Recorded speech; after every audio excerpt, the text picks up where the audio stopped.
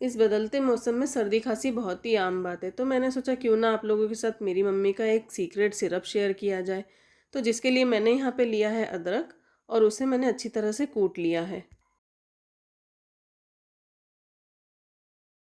अब मैंने उसको हाथों से स्क्वीज़ करके उसका सारा जूस निकाल लिया है, जैसे कि आप देख सकते हैं। अब इस जूस में मैंने गुड़ ऐड किया है।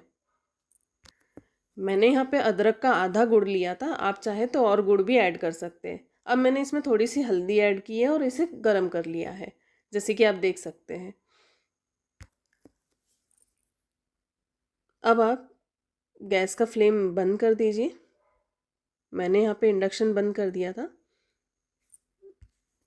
अब मैंने इंडक्शन बंद करके इसमें थोड़ा सा घी ऐड कर दिया है।